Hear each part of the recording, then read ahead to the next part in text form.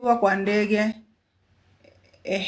Nirudi wache tuone kama itakubali TikTok. Kama unaniona TikTok, jaribu kutap the screen. Tuone vile kutaenda. Ukipanda kwa ndege ina depend. Unajua kuna ndege zingine zinapeananga allowance ya bags. Miria this. So nimeona TikTok imekubali. Naomba ikubali zaidi. Okay, sawa. So ndege ina depend. Kuna ndege zingine zinakubali ubebane na bagi mbili na ingine ya kuingia nayo kwa ndege. Kuna ingine inakubali ubebe ya mgongo peke yake. So ina depend. So sana sana wanakubali tu zile za mbili, lakini kama unataka kununua tena bag unanunua ukikata ticket. Wanakupeanga options. Imekubali. SK inaona. So watu wa TikTok basi tap in screen. Mtap kabisa kwa sababu imekuwa kwa shida. So tap the screen. Tuone bila kutaenda ndio tuanze mshene. Fei nimerudi sasa. Mnaweza niona hata mimi saizi naona watu TikTok. Sio kama vile ilikuwa ya kwanza imetusumbua lakini finally imekubali.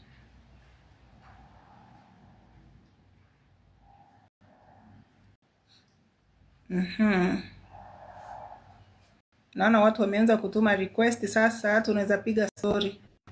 Na ukiingia ujue tunatumia mic ya TikTok, so unaongea na sauti. So watu wa Facebook hata mimi nimefurahi, nilikuwa nimemiss hii mshene sana. Karibu sana. Joan. Yes. Mambo? Poa sana. Karibu kwa show. Asante.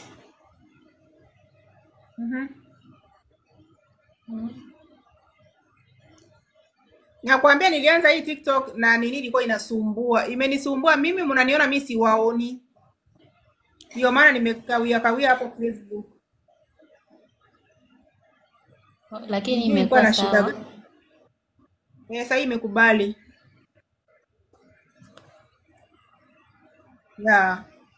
So uko wapi Joan?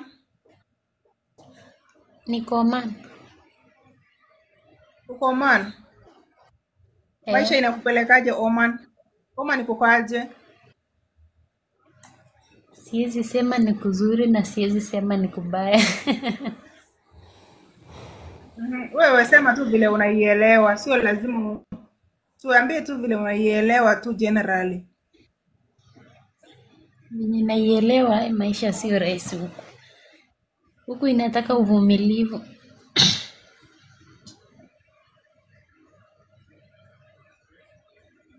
So far kuna ule mtu mwenye anataka kuenda Oman like ako green tu ajue Oman. Kwanza maybe ameisikia kwa hii show, like ameisikia kwa hii show, na wewe ni Joan umekaa Oman, unaweza mwambia nini? Like anataka kujua tu kitu yote kuhusu Oman hivyo tu.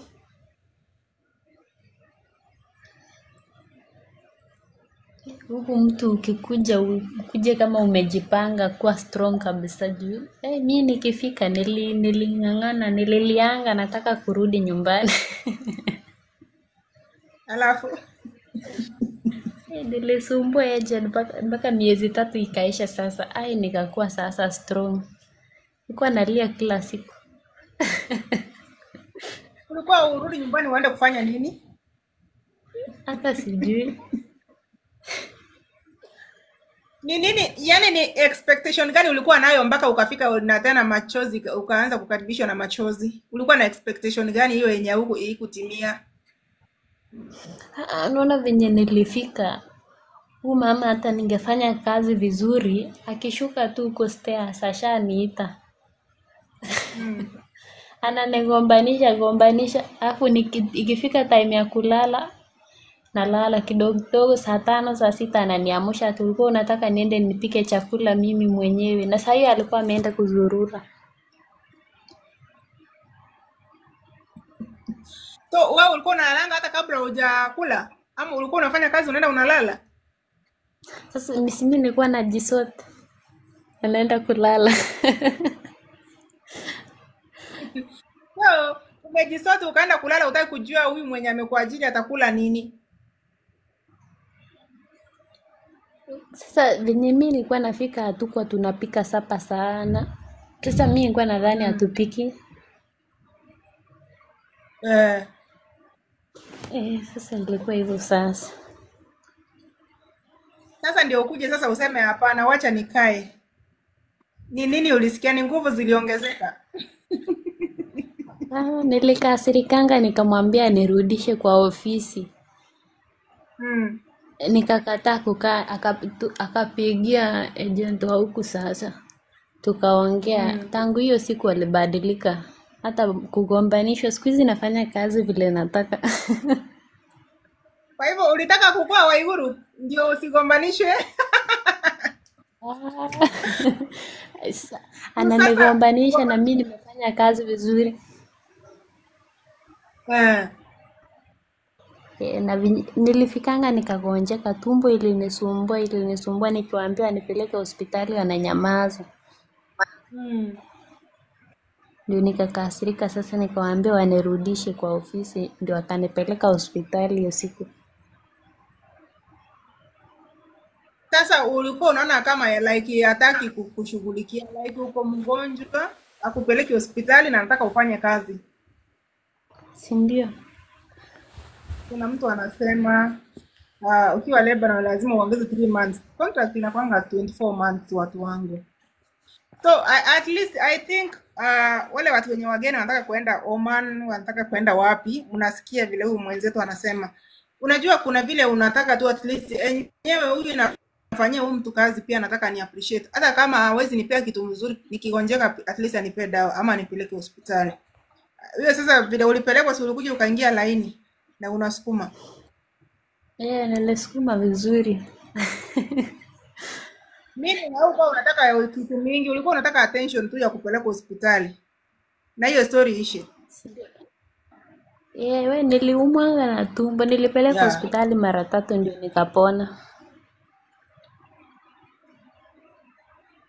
Nani alikulipia hospitali?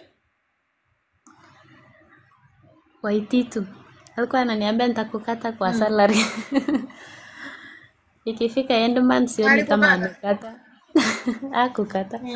Alikuwa ananitisha ndio asinirudishe tena hospitali. Kwani alikuwa nadhani unajifanya? Na daktari nilipelekwa, alafu daktari akasema after 10 days nirudishwe. Nikakasirikanga sasa, jua wako nirudishanga. Kwani ulitaka kuishi hospitali wewe nawe, lakini ulipona? Nilikuwa mgonjwa, si ati hiyo time sikuwa nimepona, hiyo ilikuwa mara ya kwanza. Sasa mimi nilikuwa naumwa na tumbo kabisa. Ndio nikakasirika sasa, siwezi endelea na kazi na niko mgonjwa.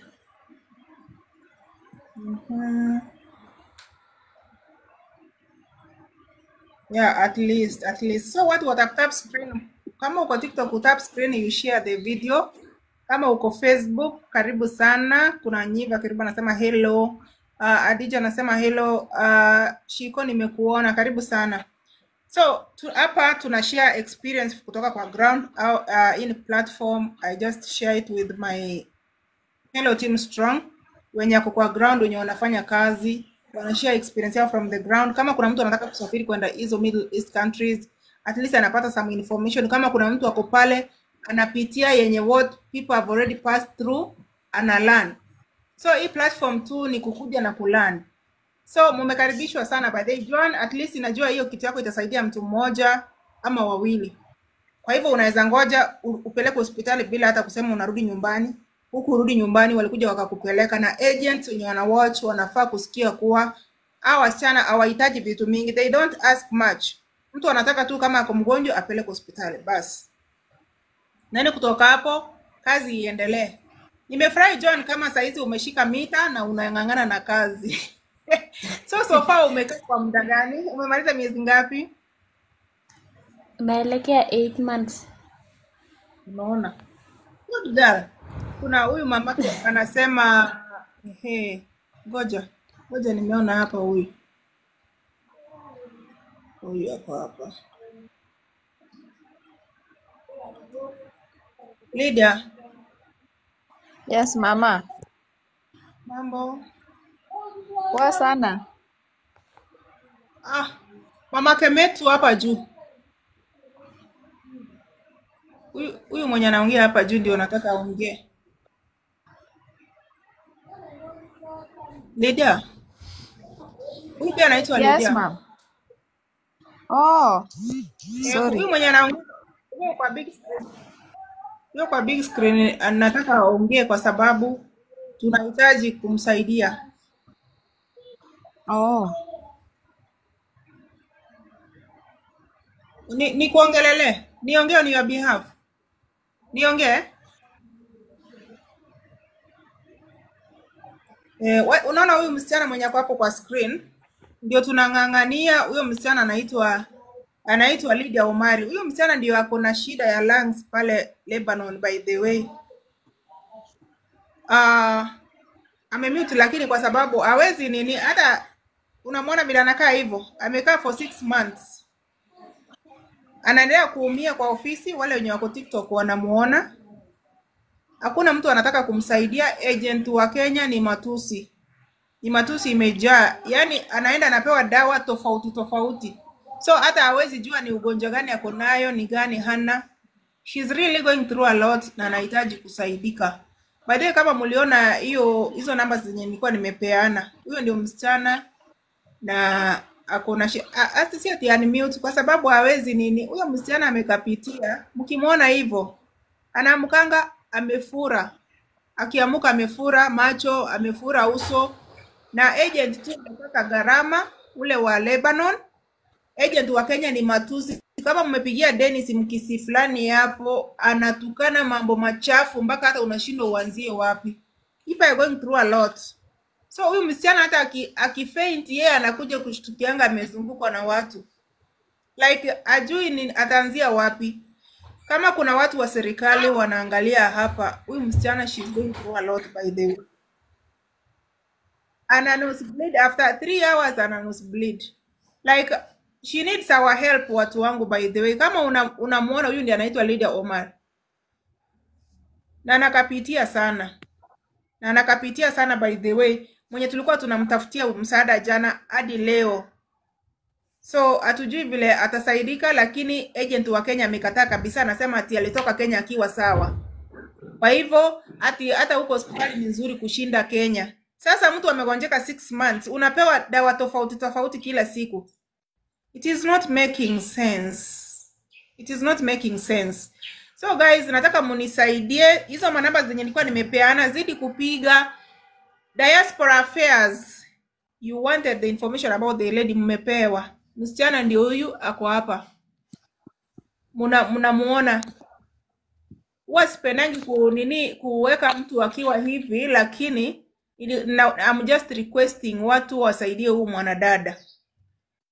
She's really going through a lot.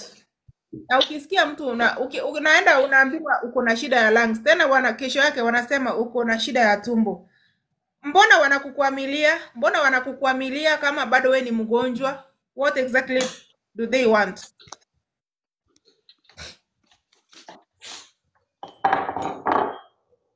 So guys, muendelee tung'ang'ane. Mute. Mimi nimemute. Mimi ndio nimemute. Hapana, uko sawa. Huyo msichana hawezi nini? Huyo msichana amekapitia, imetosha. Dennis agent na ule agent wa Lebanon. Imagine watu wanapitianga hivi. Sasa niambie, msichana akiwa saizi vile akona at least anaweza fika nyumbani. Saizi akilemewa zaidi, nini itafanyika? Because they don't care. Imagine mtu anaamka asubuhi anakuwa na tu kwa hapo. Yeye ni gharama anataka. So guys, I'm just requesting munisaidie tuone vile huyu mwanadada anaweza saidika. Anajua kuna watu wanafuatilia sana. Dennis hayuko cooperative kabisa. Na wale watu wenye wanaendanga Lebanon, nyinyi ndio target because hao watu wanawauza pesa mingi. So anakuuzia mtu Lebanon na haezi enda kumtafuta akusaidie. Ukipatwa na shida hata ule anamruka. Na hata akimruka hajali kwa sababu next atapata mtu mwingine amuuzie, kwa hivyo anataka uteseke kwa mikono ya foreigners. Juu wewe hana haja na wewe amemalizana na wewe. So angalia, hebu niambie huyu msichana anaweza kusaidika aje so far.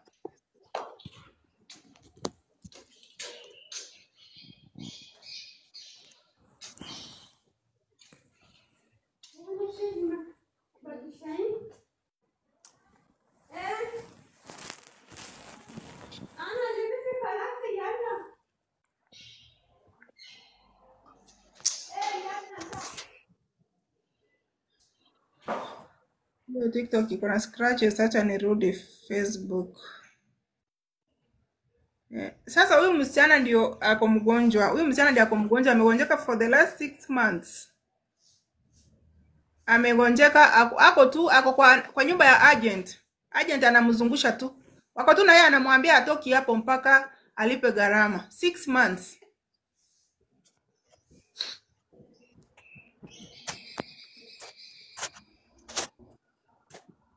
Lydia. Lydia wa chini sasa mwenye alikuwa anaongea. Huyu Lydia. Yes, mama. Sasa tunaangalia huyu msichana ndio ako mgonjwa na anahitaji msaada wetu. Haki wache tu Mungu amsaidie apone katika jina la Yesu. Sasa tutafanyaje? Hebu tupe line up penye tutafanya huyo msichana atoka hapa arudi kwa akiwa hai. Tulikuja kujitafutia na tunatamani turudi tukiwa hai, tusirudi tukiwa maiti maji.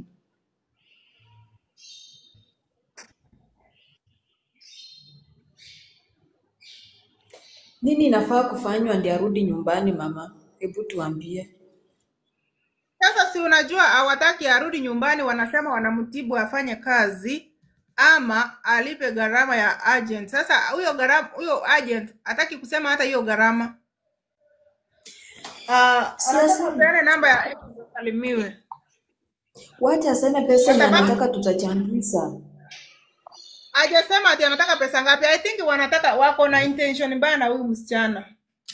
Because hawezi nini, kwa sababu unajua agent wa Kenya wakati alikuwa niko na audio zake bila alikuwa anaongea anasema huyo msichana sio mgonjwa, unaona, na anasema ati hiyo hapo ndio kuna hospitali nzuri kwa Kenya, kwa hivyo aende mahali atatibiwa hapo. Ukimwangalia sura yenyewe sitakwambia ako mgonjwa kweli. Ukimwangalia sura yenyewe si lazima umpeleke kwa hospitali. Sura yenyewe sinakwambia ako mgonjwa. Ama wanataka ndio nasema sasa, unaona sasa shida yao wanasema kuna hospitali mzuri Lebanon kushinda Kenya. Hivyo ndio agent wa Kenya anasema. Mbona ijamtibu? Tusikia ametibiwa amepona. Na amekaa huko 6 months. Asitulete ujinga. Amegonjeka for 6 months. Huyu angekuwa dada yake angekuwa anafanya hivyo. Na yeye achukulie kama ni mtoto wake. Wacha ni pin namba yake hapa kwa Facebook. Anaitwa Dennis. Namba yake ni 0725 655 292. Kama uko nini 292 0725 655 292. Huyu agent wa Lebanon, hapana, huyu sio sijasema hiyo namba vizuri. Namba ya huyo agent ni 0719. Sijaisema vizuri. 0719. Sijasema hiyo namba vizuri. Anaitwa Dennis. 0719 425 767. 0719 425 767. Anaitwa Dennis. Huyo msichana ndio mnamuona hapo hivyo, anaitwa Lydia Omari. Ako hapo tu kwa TikTok, watu wanamuona. Huyo msichana amegonjeka 6 months, amekuwa kwa mikono ya huyo agent. alikuwa ameambiwa lungs zake ziko na shida. Amepewa dawa kadhaa, hata zingine haelewe ni za nini. So walikuja wakasema ati sasa hii tumbo yake ndio iko na shida na ati haizi enda nyumbani. Ati kuna hospitali mzuri Lebanon kushinda Kenya. So ajielewe. Unaona vile amefura, na mkanga amefura uso, amefura mdomo, ana nosebleed after 3 hours. Unaona? So ndio huyo msichana wetu anahangaika, na hivyo ndio watu wanateswa. Saizi huyu msichana atapotea na hatutampata kwa sababu they are not cooperating. Dennis is not cooperating. Namba ya Dennis ni 0719 425 767. Na huyu agent wa Oman plus 961 768 380 89. Huyo ni agent wa Oman anaitwa Bilani. Na huyo Bilani kuna siku walikuwa anataka kutoa msichana mwingine kidney. Mwenye ilisambanga. So yeye ndiye anashinda kimpeleka hospitali ati wanambadilishia madawa, na Dennis anasema hakuna hospitali mzuri Kenya, hospitali nzuri ziko Lebanon. So watu wangu tafadhali mnisaidie kushare hii video. This is the lady mwenye ako mgonjwa. She has been sick for the last 6 months. Agent wa Kenya anasema hakuna hospitali mzuri Kenya, hospitali ziko Lebanon. I have all the evidence. Vila alikuwa anaeleza na anakutukana ukijaribu kumtafuta na kuambia kwani wewe ni Lydia, mko related aje na Lydia? The lady she is suffering. So hakuna hata msaada. Hawataki kumwachilia aende nyumbani 6 months. Huyo agent akimpeleka hospitali anamwambia leo imeonekana tumbo ndio uko na shida. Ukunywe hizi dawa. Ukunywe hizi dawa. Ona mtoto wa wenyewe vile anakaa sasa. Akishwari. Muone vile anakaa, na hivyo ndio watu wanatarget waende wamalizie watu huko Lebanon na story ishie hapo. Unaona kama saizi yako sawa na vile ako hivi tukimtafuta anaweza pandishwa ndege arudi nyumbani. Lakini hawataki. Wana insist kabisa hawataki.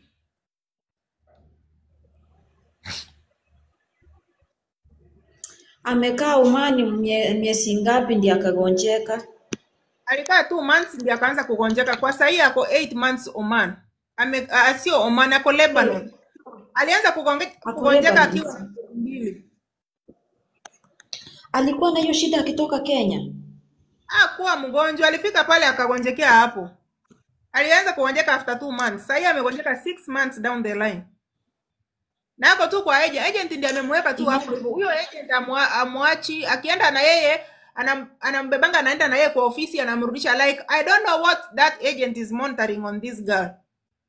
Na tunajua kuna serikali ya Kenya, kuna diaspora affairs wenye wanafaa kushughulikia cases za Lebanon na consulate ya Lebanon. But this lady kesi yake imekuwa complicated. Ukiona huyu mwanaume anaitwa Bilani Agency wameshikana na serikali ya Lebanon. They are not helping this girl. Sasa wanyonge ndio wataumia kwa mikono ya agents. Lakini Mungu wako, mama usijali, Mungu wako kwa kila jambo, Mungu wako atasimama na wewe hadi kuanzia mwanzo hadi dhamani. Mungu tu yuko. Hebu ambia huyo agent atuambie pesa ngapi anataka, tutachangisha tu. Huyo ni mtu wetu, huyo ni kama sister yetu, hatutakubali kifo wallahi.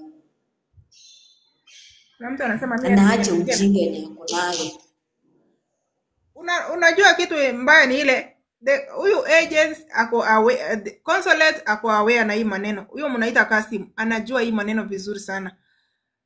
Huyo msichana anaitwa Wairimo Mkenya anajua hii maneno, but they have ignored this lady. Why leave this lady to serve in the hands of this agent? Na wao mbona wanajuaje? Alikuja na Mwarani huyo Mwarani agent huyo wa Bilan. Na mtu anasema Kasim akipewa pesa kwa hivyo. So huyo Mwarani yeye anasema Kasim ni rafiki yake. Sasa niambie ukifika situation kama hiyo huyo mtu anasaidika aje? Atasaidika mama. Mungu yuko. Wale amepewa hiyo chance ya kusimamia wa Kenya. Why are they not helping this girl? Mbona wasimsaidie? Lakini sasa kama ni hiyo kidney yako nayo shida, si umpe tu dawa moja kuliko kumpea dawa hii. Sasa atakuwa anajua uko na ugonjwa gani. Hiyo sasa simeharibu mwili yake yote. Ukiwa na malaria unapewa dawa ya malaria. Unafaa kupewa dawa ya pressure. Sasa hizi madawa zenye wanampea mingi ni za nini? Juu kama wajui shida yake, mbona wampatie dawa kila tofauti?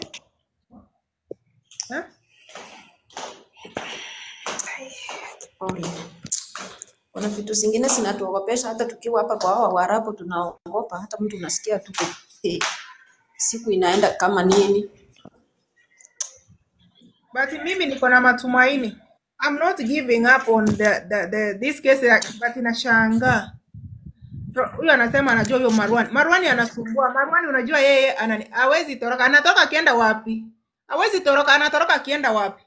Because hapo ndio atapatikana. Kama serikali ya Kenya inaenda kusaidia huyu msichana, atapatikana kwa Marwani.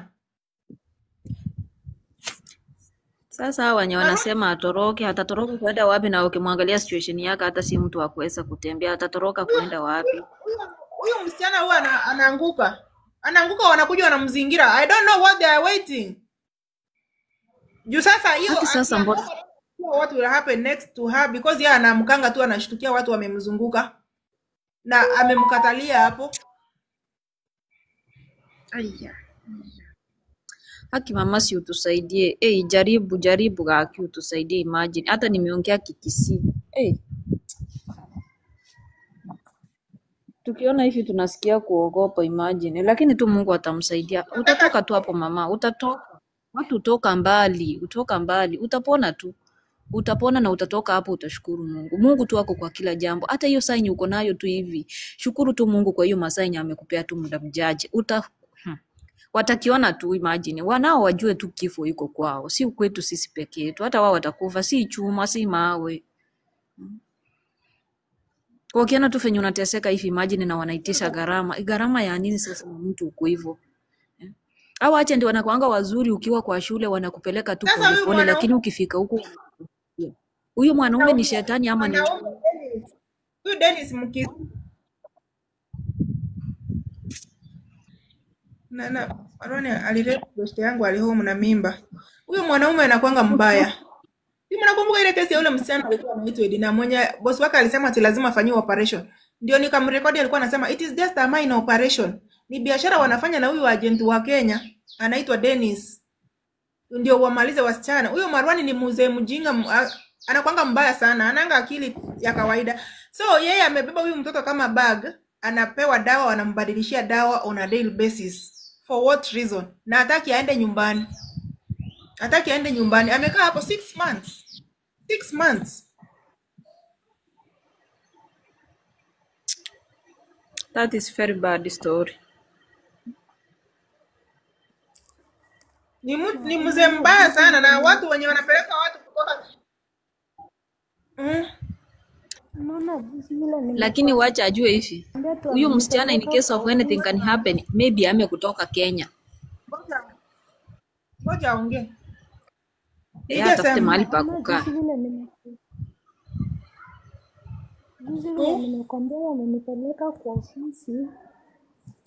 Hiyo ofisi nakuanga chini na juu. Sasa mimi nikaendanga kulala na huko juu tulikuanga mimi na Mwethiopia mwingine wawili. Bradhake akaniita. Mimi kadhani wameniita maybe niende hospitali ama niende wapi. Alikuwa ananiita niende kuchukua chakula. Huyo mwanaume akaanza anataka kunishika matiti. Mimi nikaruka nikarudi na huko chuma nilikuanga nimelala. Gai. Sijui kama wananipeleka ofisi wakuja kunirepu waniulie huko kama shida yao ni nini. Kwa sababu mimi nimeanza kuogopa.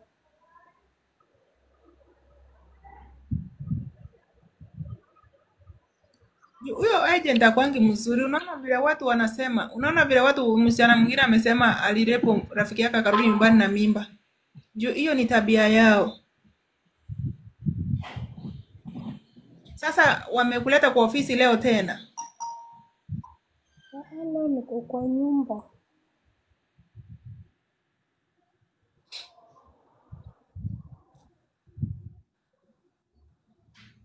Na mtu anasema umekula ama kunywa maji umekauka mdomo. Ako Lebanon. Nani anauliza kwa wapi? Ako Lebanon. Ako Lebanon. Sasa nini, sasa so far amekwambia nini? Yeye akwambii vile watu wanampigia simu, hakuna kitu anasema. Hajaniambia kitu.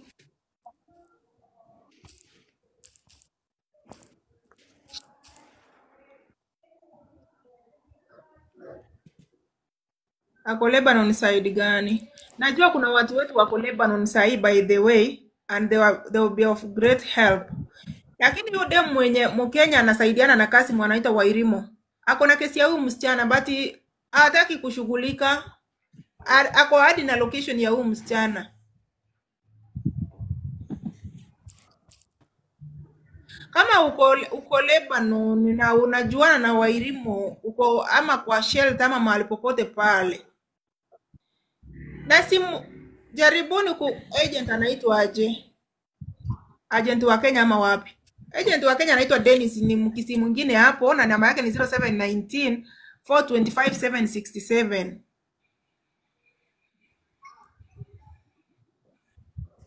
Ako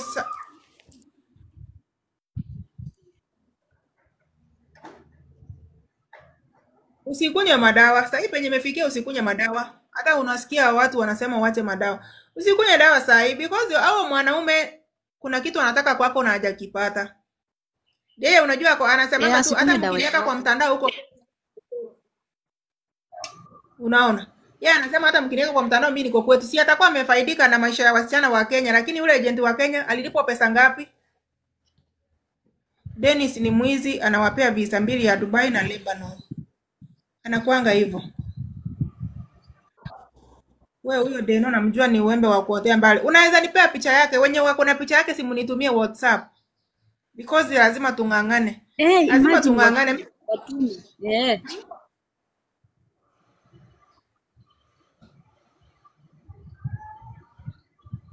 Anakuanga karibu na immigration, ofisi yake iko karibu na immigration. Wacha nilete huyo. Tuma mama. Tuma hiyo picha. Tumia mama. Nitumie WhatsApp, chukua namba yako kwa screen. 0727846930. Nitumie hiyo picha ya huyo amelock Facebook account. Hebu nitumieni picha yake mwenye ako na hiyo namba, yani picha ya Dennis. Lazima tukieleweke tu, itabidi. Niwaulize. Simuko na namba huyo mtu. Simungeshika hiyo namba ya huyo mtu. Familia waandamano waende polisi Nairobi wamshike huyo mtu. Ndio nimesema, hata mimi nilikuwa nataka tu kuongea hivyo. Ndio tumesema in case of anything tutaita Jensi. Kama ni kuchangia msasi ya huyu msichana akuje Nairobi. Namba ya agency nimeleta ya Dennis anaitwa 0719425767. 0719425767. 0719 Facebook yake. Ako Kisii, ako Nairobi.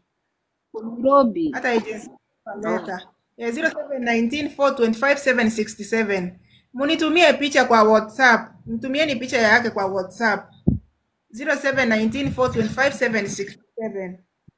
Nimezipin pale kwa Facebook. Agent wa huyo Marwani, huyo mzee ni +96176838089 +96176838089 Bilani. They take advantage kwa sababu wanajua hapo watu there is nothing you can do to them because Kenya iruhusi kupeleka watu Lebanon. Wanakutekea advantage. Angalia sasa huyo msichana kwa hiyo hali yake na bado unaona mtu anataka kumharasi. Mrembo umekula. It is not making. Ako na nguvu hata ya kutoka hiyo. Water, mine.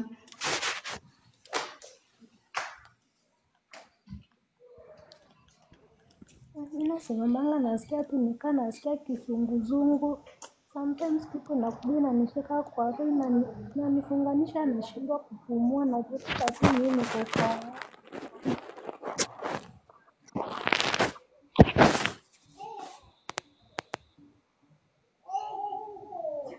Niwaulize saa ile unaenda Lebanon, hiyo kwa hiyo contract yako kuna kuanga na namba ya polisi ya Lebanon?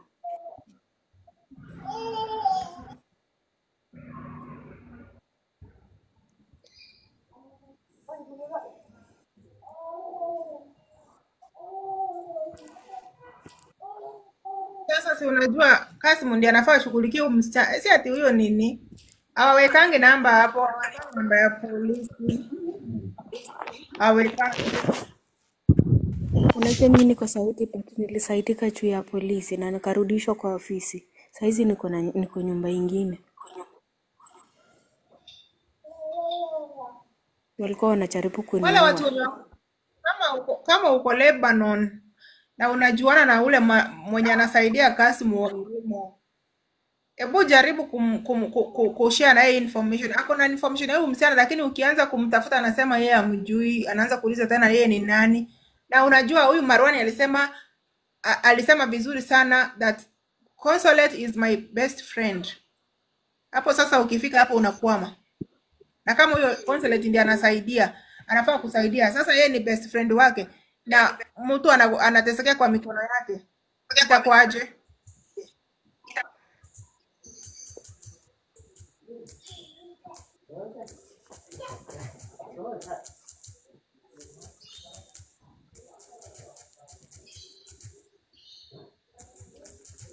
Hebu mtu mwenye amejaribu kuongea na huyo Dennis ama amezima. Mtu anaongea na Dennis saa hii hapo.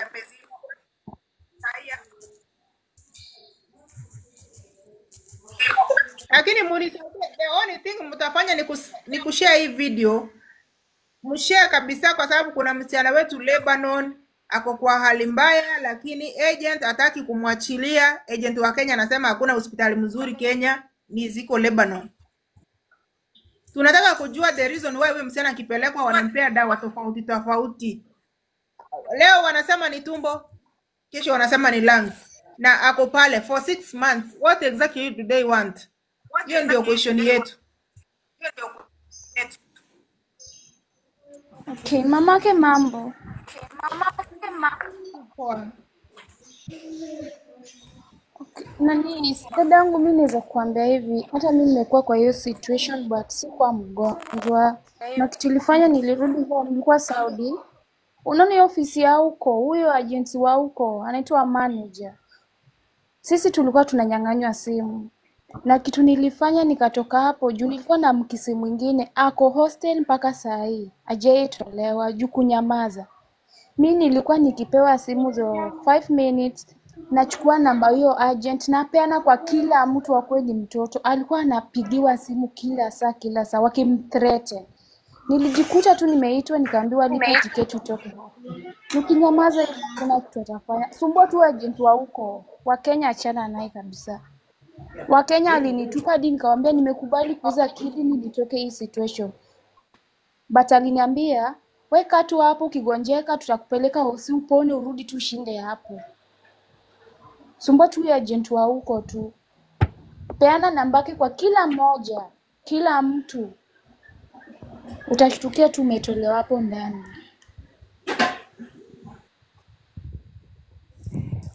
Sasa huyu mwenye anasema, unaona unasaidia mtu ako serious. Sasa mtu anaweza kuwa ako na ball na ako hapo hivyo. Unamwona simwachanga tu maneno yenye inahangaisha mtu for nothing.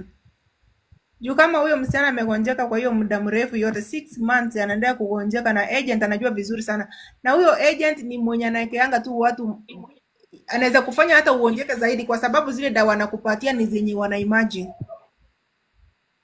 Ni zenye wana imagine tu, si ati ni kitu. Unaweza enda aje unapewa dawa, leo unapewa hii ugonjwa, kesho unapewa hii ugonjwa, na agent bado anasema wewe uendi mahali unakaa na sisi. Wanambeba kama mzigo kwenda kwa ofisi kumrudisha. Kwa hiyo situation hafanyi kazi, ni mgonjwa na wataki aende nyumbani.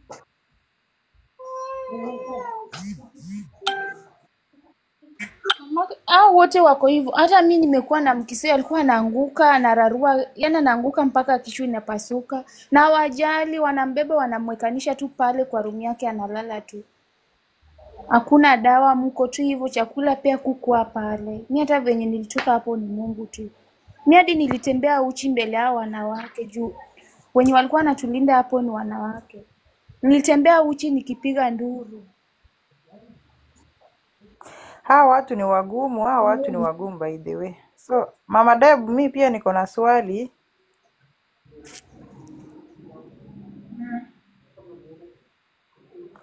Sasa kama mimi hapa nilikuwa nafanya caregiver, lakini sasa huyu shosha alikufa.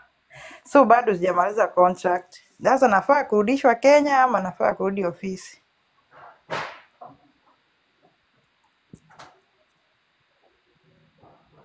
Si bosi wako akikufa contract yako inaisha. Unless unafanya house to house. Ulikuwa kwa boss. Okay. Ha? Kama ulikuwa kwa boss, unaona kama ulikuwa kwa boss, contract yako inaisha kwa sababu lazima wapeane death certificate uende immigration. Ujaziwe vitu zako huko kwa sababu ukiassume ati unarudishwa kwa ofisi itaenda kukuletea shida baadaye. Kwa sababu utakuwa afadhali mtu akikufa ikiwa fresh, ufuatilie hiyo kesi ikiwa fresh. Usingoje ati alishakufa uanze kuifuatilia. Hakuna mtu ataenda kufuatilia hata death certificate ujaziwe vitu huko. Kama ndiye alikuwa ameandikwa kwa contract yako, unafaa kupelekwa immigration uende kutoka huko. Sasa si yeye alikuwa ameandikwa kwa contract, ni kijana yake. Sasa kijana yake kama ako hapo ndio bosi wako. Mwenye ako kwa contract. Yeah. Okay, di sawa. So mimi ndio nilikuwa nataka kuuliza na ngojea nione wataniambia. Okay. Sawa. Juu mwenye ako kwa contract kama uko kwa mikono ya kijana yake, yeye ndio bosi wako. Sio mwenye ulikuwa unamfanyia kazi, mwenye ako kwa contract.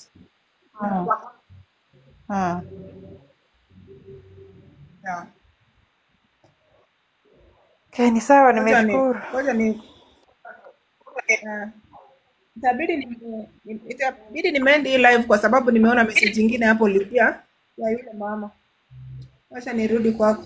Guys, wacha tushirikiane, nimepini hizo namba ya Dennis 0719425767 na huyo mwanaume kuna mtu amesema au post hadi isikike mami, don't worry. Thank you. Na Bilani ni +96176838089. I'm going to make a short video concerning this case, but kuna mali nilikuwa nimeambiwa ningoje message nimeona imeingia on the same case. Wacha nikate hii show tuone kama Lydia atasaidika. The moment mnaona hiyo video, tafadhali isambaze kabisa because we want justice for this girl. Thank you.